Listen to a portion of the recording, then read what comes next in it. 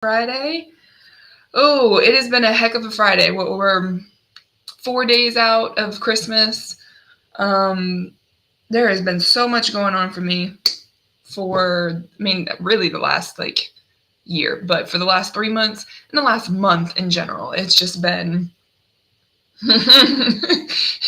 let's just say I am trying to really practice what I preach now with prioritizing my mental health, especially during this time of year, especially what I've been going through. I'm in the middle of a move. So that in itself, since I talk a lot about stress, I talk about a lot of things, but stress is, from the emotional and the physical standpoint, moving and have not hired movers. I did say I was going to do that this go around, but I decided against it just because I have to do it in bits and pieces. And I had things, I have apartment to apartment, and then I had a storage unit to an apartment, right?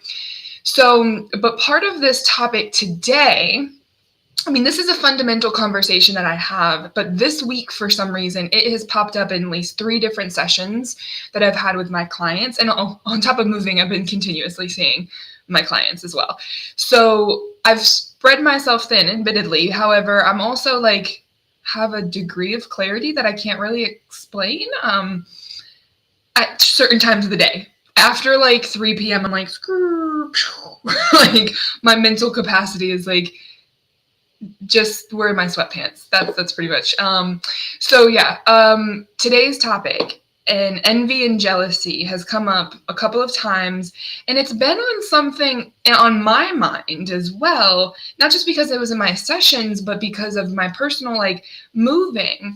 And I'll share that more towards the end. So I want to, kind of talk really about the meat and potatoes of why envy and jealousy is such a common conversation that I have with my clients. And then also kind of maybe give you a little bit of a fresh perspective on how you see it. Because one of the things I'm going to talk about today is what do we know about it? And what are people's definitions, and how does it present in people's lives that becomes problematic in today's day and age? It may not have been problematic in the past, but we're in 2023, about to go into 2024. There is a new culture, not only surrounding mental health, but surrounding just how we've seen and how we will see the history of what mental health and generational trauma and wellness and what that looks like. So before we start, you guys see, if you're on YouTube, Facebook, you see a version of me. My name is Sara Wilder. I'm a licensed clinical social worker and addiction specialist. And this is my virtual office because I made the jump to, about 6 years ago now, really just prioritize myself and as everything that I'm doing and helping people, because I was starting to see my life take a hit and I was losing money. Because I was spending more and trying to make myself feel better. So I really just tried to, practice what I preach, and it expanded my life and transformed my life in more ways than I can even see right now, and that they're still manifesting. But I'm finally at a place where, I feel like opening this conversation up to a broader audience is going to be better, more helpful than not doing it, and waiting till it's perfect and building off of that. And so that's ultimately, who I am. I have a lot of purposes, but it's really just to leave society better than when I found it. So that's my goal with, talking to this void. But this space is also a place where you can voice your comments, concerns about mental health, whether it's my professional opinion that I share or my personal experience that I share. This is a conversation about mental health and where people are, regardless of generation, regardless of who you are. I have, specific clients that I work with in a niche population, but I really can't say that I do, because recovery is my purpose. Helping people recover their lives and transform their lives from a mental health perspective and a change perspective is really what I do. So that's who I am. If you guys are new here, so I talk about a lot of different things. I have a lot of different types of conversations, whether you are a client or whether, I happen to run into you at Dunkin' Donuts, because that's kind of more of my style than I do my work at Starbucks, but I drink Dunkin' Donuts. Yeah. Anyways, point being, back to the topic of today and discussion around envy and jealousy. So the first thing that I really like to do in all of the talks that I do is I really like to get technical, right? Where is this topic coming from? Like, we have the personal definitions that we have and understandings of what envy and jealousy look like. So if you are tuning along, drop them in the comments of like, what does envy and jealousy mean to you? Try not to go Google it because I'm about to literally do the same thing with you. But I really just wanted to look at what envy and jealousy are to people. Because for me, when I first started on my journey of just trying to learn more about myself, I couldn't really tell you a definition of like, well, what's the difference? They kind of go hand in hand. I wonder why. Where is that influenced by? Probably be from someone else's definition where they never did the research of like, what is the difference? What are the similarities? And so I'm going to share my screen real quick because I like visuals and sometimes I don't need to be the visual. So I went, actually, just to give you some perspective before I do that, hopefully it won't change. Hold on, let me share my screen a different way. When I first typed into Google, envy versus jealousy, and I hit images, let me show you what this came up with, right? So when you take a look at generally what Google in this vast world of information that we have access to is going to show you is, if you can't see on the screen and you look a little closer, is that they're posed against each other, or they're posed with each other, but also they're represented by more of a desire of, but honestly, it's negative. Like if you can see in this picture here, like we've got two people posed against each other with a negative expression on our face. So automatically we're conditioned to see the negative reactions between the two, not seeing them as potentially extensions of each other, and also not seeing them as any depiction of something that could help us, something that sets us apart from someone. So that's the first thing that I noticed, right? And then when you look at other things, so going back to the visual that I really want you to see, which is the definition. Jealousy, we'll start with envy. Envy I see is more of like the seed to jealousy, because envy is really about the feeling. So what happens under the surface of like that we are just we are wired this way. You can't get rid of emotions. You can't get rid of feelings. Is that envy is the feeling that occurs when you don't have something and that you desire that something that someone else has. I don't know about you, but I can admit that I'm envious of a lot of different things in this world and other people in some ways. However, I can't really say that currently because I've had to work on this, and this is a lesson that I had to, really focus on for myself over the years. And then what is jealousy? So jealousy has that fear component. So it's like envy with a little bit of fear that triggers people to fear that they're going to have something taken away from them.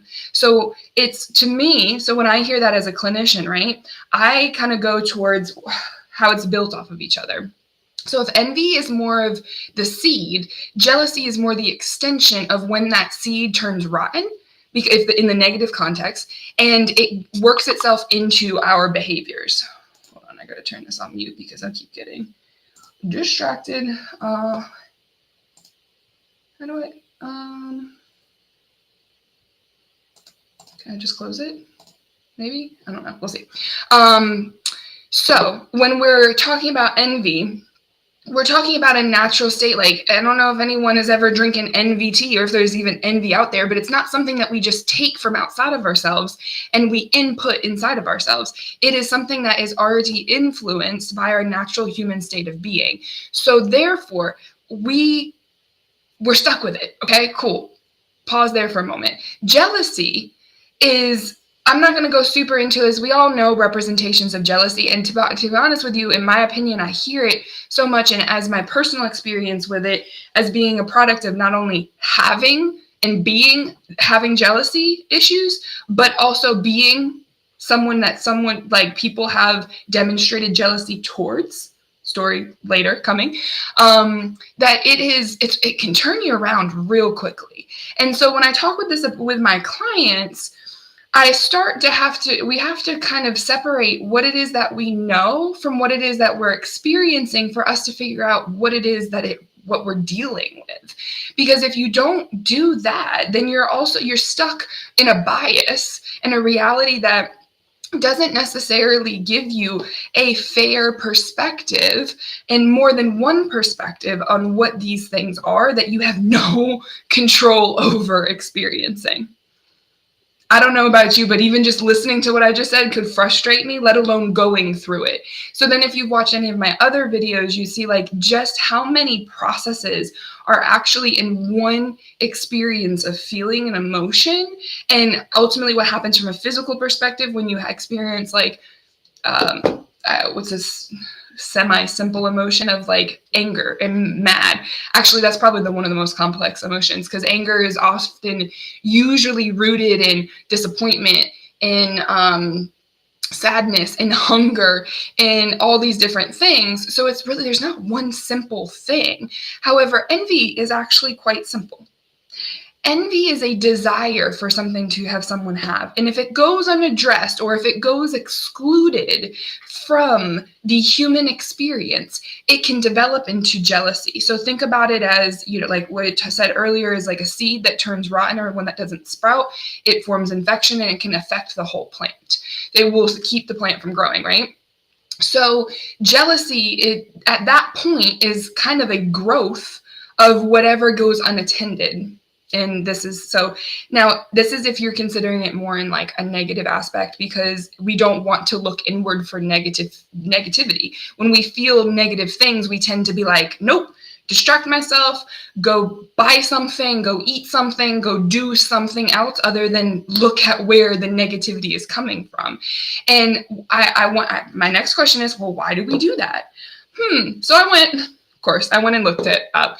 And a lot of it just comes down to what we're exposed to. So our parents, right? This is something that, like, yes, there are conversations about jealousy and envy from years, generations, decades ago, but did they understand the information that we now have about health sciences and the impact of emotion and natural emotion on the body and ultimately what happens to the brain over time? No, they didn't have that information. But this has been talked about since literally the Bible. So that's really, I'm not Bible bashing or anything like that. I respect that narrative was written based off of the information that they had at the time and the science that they didn't really realize was science at that point, and they were figuring it out. But a lot of it, regardless of whether or not what denomination of Christianity or any other religion, honestly, I didn't go into the other texts of like the Quran or in different religions about what they say about jealousy and envy, because more than likely, since I'm talking mostly to Americans, I'm not leaving the United States, but it can be applied outside the United States, is that religion and the black and white presentation of of verses, which I still do because I like to challenge myself to be like, I'm going to put these two topics against each other and see what the difference is, right? But it comes back to the Bible, what we were exposed to. So I did pull up real quick so you guys can see. This is just one source. I did not go super down the rabbit hole for y'all. But where does envy and jealousy come from? So they're considered both sins, but not sins. So this is I was really actually, I like to hear that. And this is also a time where I'd love people to chime in the comments about, where does envy and jealousy, like, where did the lesson about that come for you? How does it show up in your life? How does it influence your life today? Because I'm not a theologist. I just go and do my own research to make sense of what are these barriers that my clients are having, and ultimately what is influencing their definition of these concepts in their life. So they create disorder. They focus on self and not others. They reflect your lives pre-Christ. So basically they're painting the picture of that if you do not consider envy and jealousy to be something that distances you from a higher power, therefore you're going to end up being a sinner and you will not be accepted, I guess, is really the tone that paints for me. They can result in physical harm to others. All of these have truths in the perspective that I'm promoting here, but it's one-sided. It's one-sided. So I'm going to go back to, like, what if envy was your check engine light for your purpose? What if envy was what was showing you what it is that you need to move towards, because that is something that you want and you desire? But the difference is that if you don't embrace envy, because envy has been painted as something that you need to extract, or so here, I'm going to scroll down here to how do we overcome empathy. I had a little problem with these things, but guard against envy and jealousy. So therefore, the first recommendation that is being pulled from this interpretation of the Bible, right, is that you put all defenses up, that if you experience envy or any type of jealousy, extinguish it right now. You get it out, guard against it, versus preparing for it, versus being able to be like, ooh, you know what? My garden includes weeds. So therefore, I'm going to know what's a weed and what's a flower.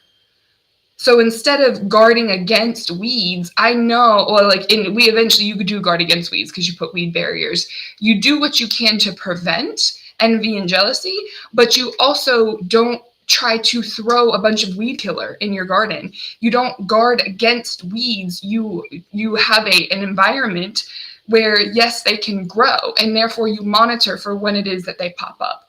This depiction of envy versus jealousy, at least to me, does not give an inclusive nature to what it is. So right there from the get-go, we're told don't pay attention to these particular things. Don't pay attention to this light chiming or this bell chiming of like, oh, you're envious. You want something from there. Therefore, you cannot interpret it the way that you need to interpret it, not the way that everyone else needs to interpret it, the way that you need to interpret it for it to benefit your life. Because if it's going to be a natural occurrence, if it is going to be a natural occurrence in life, use it for your benefit, right? But we can't even get there biologically, because if you experience an emotion of envy and you don't realize that it does cause a little bit of stress to want something and not have it yourself, and therefore go towards it, and not have a plan or an inclusive guide or path to know what it is that you're heading to, you now head towards failure. And ultimately, everyone has a failure in their life, that you head towards failure without a insight as to what that failure is. So therefore, you've now created a negative experience, an association that lives in your pattern, in your experience, in your brain, that is now solidifying itself ever slowly into a belief system. So if I'm exhausting you by this conversation, I get it, because it's exhausting to really drag on and slow down the process of seeing how just one emotion that's naturally part of the human experience, and how it turns into a negative, not honestly, we're all predisposed, I think, in a way to experiencing this, unless we have parents that have been wise enough to be taught differently prior to this generation, that envy is something of an indication of our purpose. If envy is actually something that is like, ooh, so I'll give you an example now. If envy, I see this all the time. People driving Range Rovers. It's a staple of envy that people are like, oh, one day I'm going to be the business owner with a G-Wagon, I'm going to be the business owner with a Range Rover. I'm not going to lie to you. I, at one point, had that feeling of like, oh, I want that. I want that. And then experiencing a life where I've had access to it, I changed. But the point being is that that's a natural thing, where things outside of ourselves that are prompting envy everywhere, but we're already predisposed and conditioned to. Some people, actually, I see this, I see a lot of people use envy as your indicator, as your momentum towards building the plan, building the business, getting to there. But if you don't have the other experiences of how to maintain health in the area of entrepreneurship, it's not sustainable. Because once you actually go get the Range Rover, and now you got to pay for it. Now you gotta, first of all, you can't be driving around a dusty ass Range Rover. You have to create the value that you just obtained. You have to maintain the value. And that is probably where I see the most of the people not even just my clients, but just what I observe from the human experience, where a lot of people they expect it, but to do what they expect and for it to go according and easy as planned is usually where people get the rude awakening that it's a lot harder than it actually looks. So to get there, right, to put on this show for yourself of like, oh, let me go and obtain this thing because other people have it. In a lot of ways, is short term, it's a really good thing. But long term, if we're not operating out of the philosophy of using our emotions as our fuel, using our emotions and understanding them and embracing them and including them in the experience, can we not sustain? Because after a certain point, if you're not considering, well, actually, I missed a very valid point from the get-go. We meaning myself and whoever wants to talk about this, you, whoever's listening, I can't have this conversation if I'm still in a mode of denial that I am envious and jealous. As a human being natural to this earth, I was born out of a woman. I am a cisgender woman.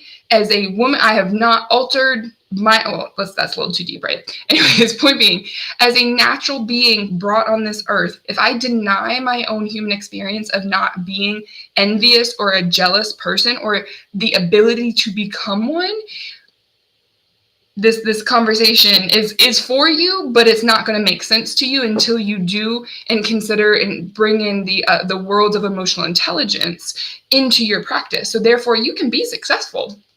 First of all, people were still successful, not including emotions in their businesses and their leadership styles prior to all of this new age information that we have. But was it sustainable?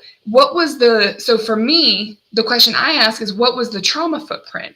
I see a lot of, especially because we identified already, capitalism is at the crux of all mental illness. There's also a lot of other things at the crux of mental illness, but it is that, business ways, leadership ways and styles, and the exclusion of emotions in how capitalism has come to be has hurt people. And then hurt people hurt other people. It's also war. It's also all the isms. But those isms are based off of that exchange of hurt.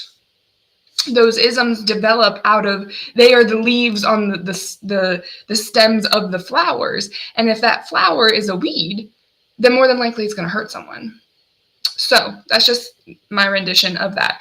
So long story short, we're talking about sustainability. Is that if you consider envy and jealousy and you want to put it in a box, you want to come away from just putting it in a compartment and letting it go rot in a storage unit somewhere. Sorry, I'm using a lot of moving metaphors this week because I'm moving. That you can do that, but eventually you're still going to be paying for the storage unit. You're still having to use energy to maintain and to know that you have a storage unit, and it's ultimately going to be doing its own thing. You're going to be experiencing life, and you're going to be having this whole other compartment that you don't even actually really know what's going into, that can actually be taken away from your overall energy. So this metaphor is speaking more about the energy that we use to disassociate, to ignore, to deflect, to block ourselves from the belief system that emotions cannot be in what it is that we do. They're literally the fuel for everything. It is what has made this America to be the great society that people envy. However, every society has its downfalls. So if we don't look at the negativity and we don't say it like, oh, just don't be negative, like no negative vibes, only peaceful vibes, it's not sustainable, because good things only exist because bad things exist. I tell my clients all the time, they're like, I don't want to be depressed. And I'm like, you cannot be successful without knowing depression. It takes depression to know happiness. It takes imbalance to know balance. And if we exclude, this is where toxic positivity becomes something that I think it's very real, and sometimes it can be useful, but not long term, because yes, we have to find the silver lining in things and lessons, but that's also can be very invalidating if you do that right when a trauma happens. Like, okay, well, you experienced that, so let's move on now. No, like that's not fair to the human experience. And it's also very, like, biologically just not possible. People, when we experience trauma sometimes from jealousy, it takes time to understand what happens and what the impact is actually going to be. So I got a little bit thorough, we'll go with that, on envy, right? Let's talk a little bit about jealousy, because I said earlier that jealousy is that extension. It becomes, if envy is the seed, jealousy is the stem and the flower, right? And I say that because of the definition of what jealousy is that fear of losing or being threatened by the loss of something. So my biggest observation of this particular definition of jealousy, and I'll bring this back up to you guys for you guys to look at, is that jealousy is not so simple. Jealousy is a recipe. It is a little bit of envy, a little bit of fear, and a little bit of something else if you want to add. If anything, it's fear and envy. So for therapists, what I help people understand is that once you start combining ingredients, what class am I about to take y'all back to? Chemistry is the answer, if you didn't get that. I'm about to take you back to chemistry class. And as someone who got a C in high school chemistry, and that was pretty much the pivotal moment as to where I went to the human behavioral science, never knowing that I was actually going to end up talking about chemistry class, 20 years later, that when you start putting things together, they start combusting. And so when jealousy is this extension, because it's a combined, it starts to grow and fester. So if we just talked about the denial of the fact that you could even be jealous, like, oh, no, I'm not a jealous person. No, I'm not jealous. That you just denied looking at the fact that you got one big old pot of boiling BS that's about to overflow, and you will lose control over it very quickly, because at that point it has weeded itself into the extent, into your thought process, into your belief system, it's ultimately creating its own combustion, and it's going to influence your behaviors, and that's where taking can come from.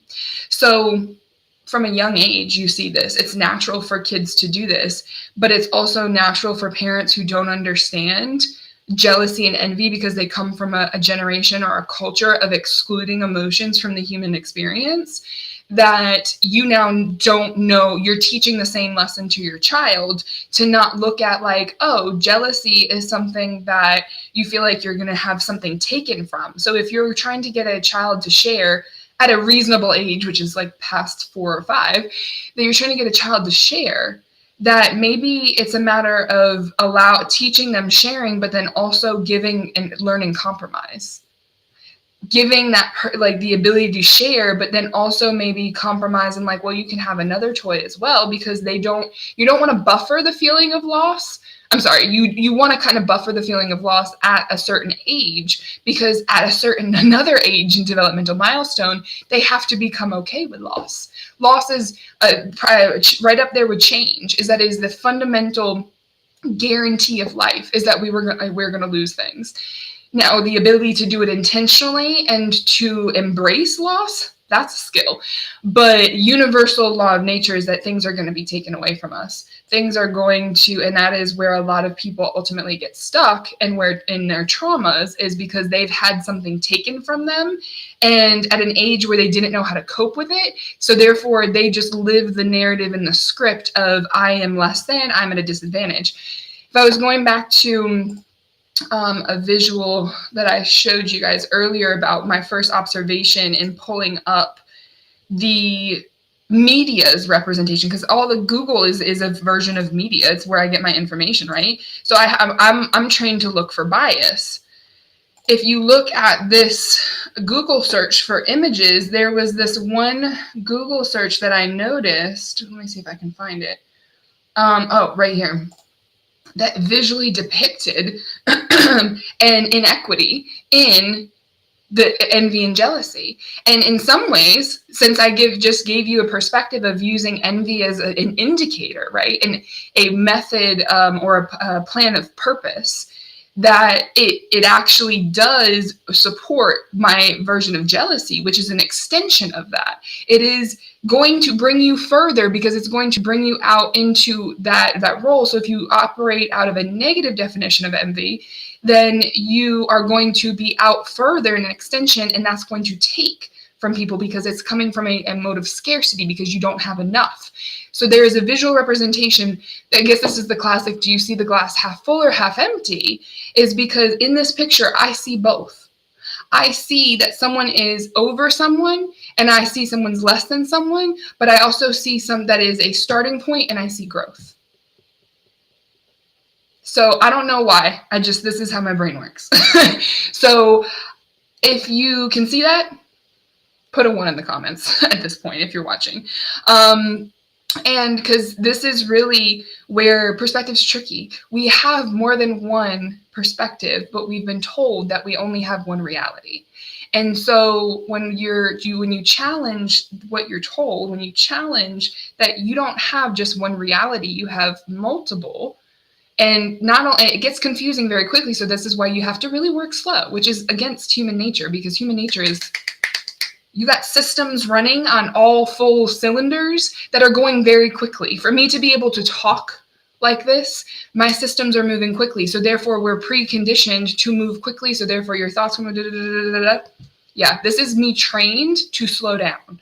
And I still talk this fast. So, but when we're conditioned to be able to operate out of human nature, you're going to go in a direction that's going to send you away from what it is that we live in, the shared construct. That's not human nature. It's human construction. It's social constructs that we ultimately strive, and we that influences our envy. It's money, it's fame, or for people it's very different. And you have every right to choose whatever it is that you want to obtain in life. But if you're not obtaining it and you're frustrated and you're stuck, then more than likely it could be because of just where your definition of envy and jealousy actually sits. So I think I hit on all my points there, but let me check my notes here. So we've got the definitions. Denial is your biggest barrier so if you're denying yourself that reality of being an envious or jealous person, then you're not going to be able to actually switch out the definitions. It's like changing a battery in a car. You're not going to be able to change the bad battery and actually use your body, your mind, your ability to change intentionally, because it's ultimately, it's dependent. Then you're also not going to be able to learn how to interpret where are your definitions being influenced by. If you follow a lot of motivational people and therefore you find yourself but still stuck, and because I observe and critique for a living. I'm a therapist, right? Like that, I enjoy it, but I also got to be very careful because I do it to myself all the time. But if you follow a lot of motivational speakers, I do critique some of them because of just the natural, I'm exposed to a different perspective than maybe they're trained in, right? And so what I use them as my own motivation and momentum, but where they lack is the inclusion of where our biases start to come from. Not everyone can just get up and do it. Not everyone was predisposed and or given actual realistic social construct advancements and opportunity, aka privilege, to be able to just get up and do it.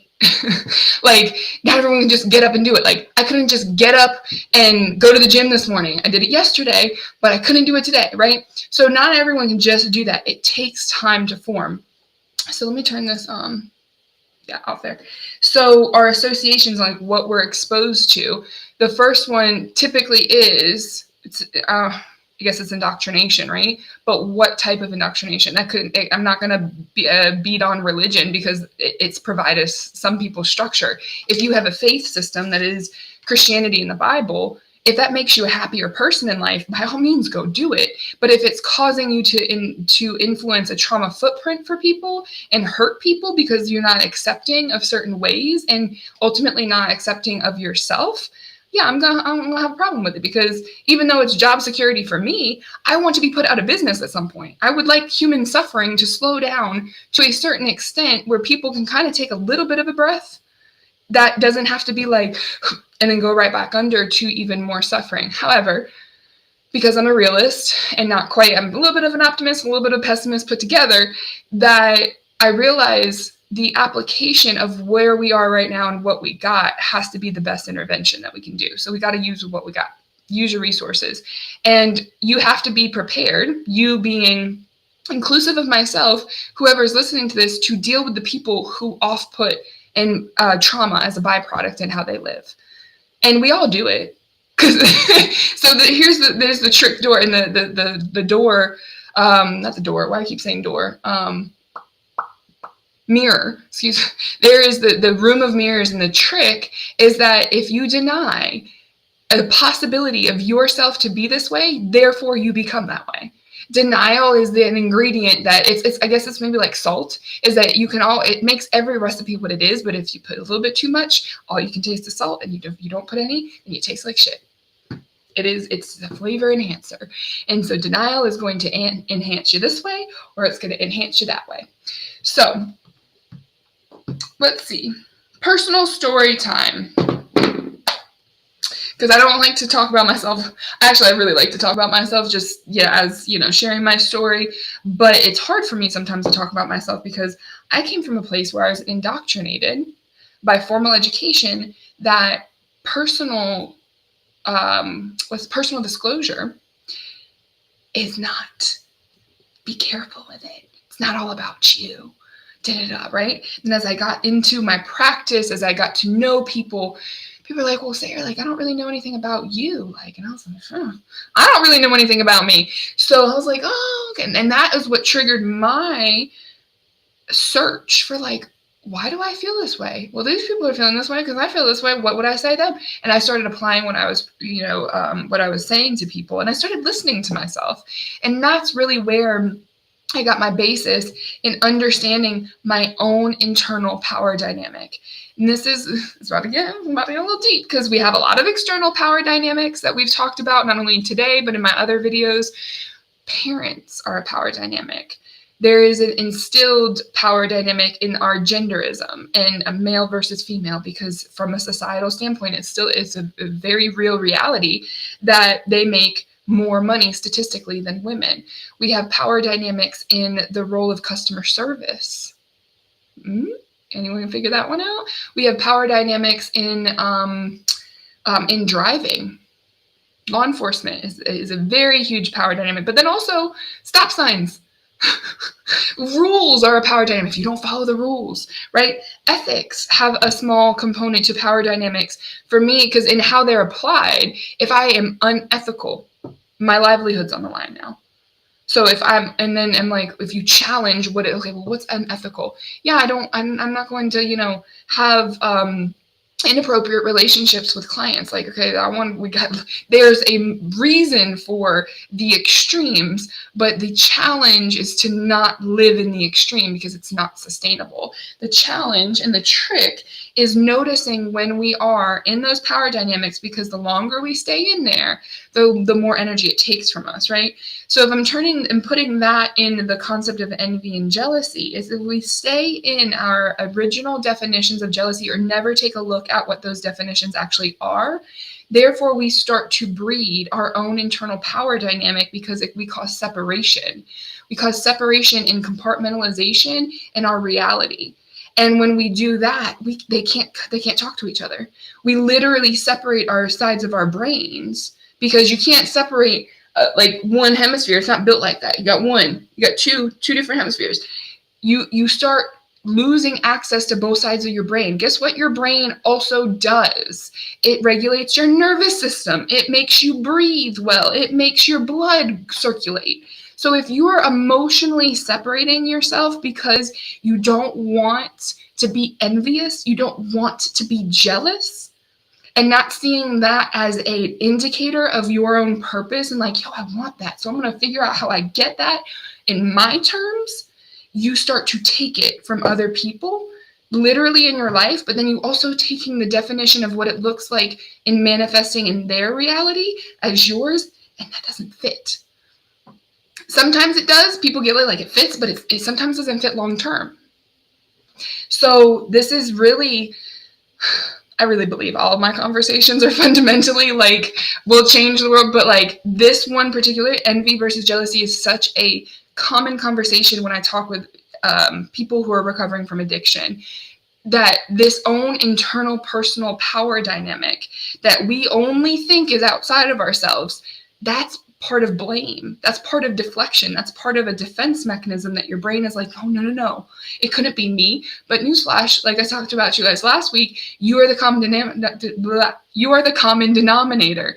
That word always trips me up because I say it too damn fast. You're the common denominator. Your brain is the one projecting that reality, but denying that it could be happening in your brain. That's a trick. It's a room of mirrors. You're like, oh, which one's my actual original reflection? It's there, but we have to turn inward. So if I talk about this personal story as like, I could talk about it all day, but I'm just going to try to pick one representation of like, when was I a jealous person? So because I was operating out of, I didn't really know that this really was, I was operating out of a definition of envy being a bad thing, a sin. I was raised somewhat Catholic. Thankfully, my mom didn't force me to have to do it. So, but I was raised in this black and white perception of like, that's good, that's bad. I never had the conversation about envy being a good or bad thing, but innately it was instilled in me that I found its tentacles, its root system in my belief system that there is only good versus bad, good versus evil. So if envy was in that category too, then more than likely jealousy was causing insecurity. So how this looked, I had a friendship one time, and I had a car. At the time I was driving a blue is my favorite color. So it's like a royal blue Ford Edge. And this was not my first new car, but it was my second new car. And I really loved that I was not seeing them anywhere. I was like, no one's driving. I see Ford Edges, but they're like white and they're like maroon colors and they're like black. And I never saw these like royal blue versions, right? So I had this friendship, very long friendship. In hindsight, a very trauma bonding friendship. But one of my dearest friendships, and I still miss it to this day, but they wanted to get a Ford Edge for their next car. And I had this feeling inside of me that I was like, no, you can't do that. And I said it. So there's jealousy in how it manifested for me. It wasn't necessarily... Yeah, I had envied, and I have another representation of envy there. But jealousy, that extension of, it came through in my communication, my verbal and my nonverbals, because at first I didn't say anything because I had no idea. I was like, I just got irritated. I just got agitated that someone, I was like, why do they want something that I have? Why do you want a Ford Edge of all the cars that you can find out there? Why do you need the same one as mine? It wasn't a blue Ford Edge. It was so consuming that I couldn't see the details of difference because this emotion, I didn't know my emotions. I didn't know how to regulate at that point in time. And so this is adulthood. Like I'm buying new cars, right? Or semi-new cars. And I wasn't looking at the billions of people who probably, just because I didn't see it doesn't mean it didn't exist. So there's your object permanence issue, that it's blinded. When we're having emotional experience, we're limited and biased in our ability to see outside of the things that exist right in front of our face. So, and I manifested in jealousy. And that was probably one of the check boxes that ultimately made that friendship fail. And I failed as a friend because I was denying the fact that I was jealous. Because I just was like, why does this person want something that I have? So there's one story of jealousy and how that was less than 6 years ago. No, I'm sorry. I got that car. It was a 2013. So it's less than 10 years ago that I was a jealous person. So when you deny yourself the ability to embrace the fact that jealousy is going to be a natural part of the human experience, you cannot identify when it happens. I cannot reflect on that story to now share in this particular video with you guys today. Now let's talk about envy. I think this one hopefully could be something a lot of people relate to. And that is our hair. I see envy play out. Again, envy is that seedling to jealousy. And if defined in a negative way, it will breed the taking version of jealousy. So I see this kind of play out in different shades of envy, but I have grown up most of my life envying people that are not myself. A lot of it, and this partly what builds this brand today, and I don't know where it's going, but it's going somewhere. And it was like, I was never tall enough. I was 5'10". I'm taller than most of the average men height in this country. So it's like, looking back, I'm like, what the frick? What? Anyways, point being, I was envious, mostly my hair. I grew up not understanding how to work with very, very straight hair. Like, this is straight hair. So this is the embraced version of, like, I dealt with my poisonous definition of envy and jealousy in my life. And now I'm just like, yeah, my hair's straight. Do you know how many people now envy me for not having to spend hours on their hair? I was not even able to accept that reality in my reality until I had multiple experiences of being a taker, being envious of other people, and I realized, like, yo, this shit ain't working for me. I'm like, I'm tired. I'm tired of wanting something that I feel like I can never attain. And when I surrendered that is when I was able to really absorb, like, there's people who look at me and they want things that I have. I have family members. They're like, you're better than me. You're smart. I'm like, no, I'm not. I just had a different set of experiences that have kind of manifested at different times, and I made sense of them differently. And I did do things differently, but it doesn't mean that I'm any better than it. I'm not any different. I am bred from a very middle class family, which I am put in a privileged space just by that statement. But that doesn't necessarily, there's people who are impoverished that I've learned from, that have showed me more than I've ever experienced. And I had to learn by mistakes. I had to learn by making my own associations and being able to define them and interpret them in the way that works for me. Okay, so when I have this conversation with my clients, they're like, "Oh, yeah, you do all these things." I'm like, "Yeah, but this has been years of work and years of not having things, and being sure of the value that they hold for me. If you see them aesthetically, right? A lot of people comment on my eyebrows. They're like, "Oh, you have such great eyebrows." I literally don't let anyone else touch them. They are truly a manifestation. I have not gotten my eyebrows waxed in years, because I sit there and I dedicate the time it takes to be able to get the version of me that I want. I do get my lashes done. I hope that's obvious, but that is me dedicating the time versus, not doing it, right? That's one luxury I keep because I've worked for it. Other things, they're like, "Oh, but this is what it came up in hair." I've always envied, I'm like, "I want curly hair." I could spend hours, and I've spent hours going through different products, putting my hair in damage, cutting it horribly on my own, and having haircuts from other people that never could get me and obtain the outcome that I was looking at outside of myself. And it was not until I surrendered that and I looked at it, I was like, what if I just worked with what I got? What if I just considered envy as, like, I want to strive towards that. I want to get towards and move towards that being the end goal. So in this, being curly hair, that I ever freed myself from the constraint of, like, pressure and anxiety of not thinking my hair looked good enough. I still have thoughts of it to this day, because I'm looking at it, I'm like, oh, people can tell I didn't wash my hair today. Because when you have straight hair, grease and like oils show up more. And if I didn't allow myself to stop worrying about that and train and regulate myself, would I'd ever realize that, like, oh, I can use dry shampoo before it ever gets oily so I can prevent that, right? And I was never able to be resourceful when I was stuck in the negative definition of what envy and jealousy are. Okay, so those are just two representations of how I relate to envy and jealousy. So I really hope you guys can reflect. It really is take a moment to consider, how did you first understand envy and jealousy? How did that particular association bring you, and how does it show up in your life today? Because if you are someone who is striving for more, I bet you don't have to actually go do more. You don't have to go get more. If you consider how does your actual definition of in the things that influence your human experience and your belief systems, if they're old definitions, if those are there, see if you can swap them out. See if you can make that switch in perspective before you try to go out and seek out more.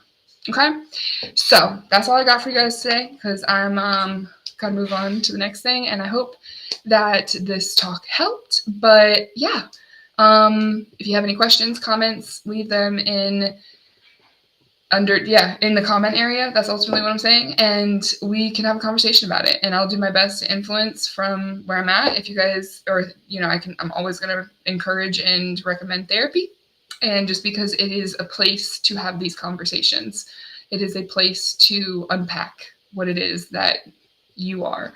So yeah, you guys have a great Friday. I will see you guys in 2024. See ya.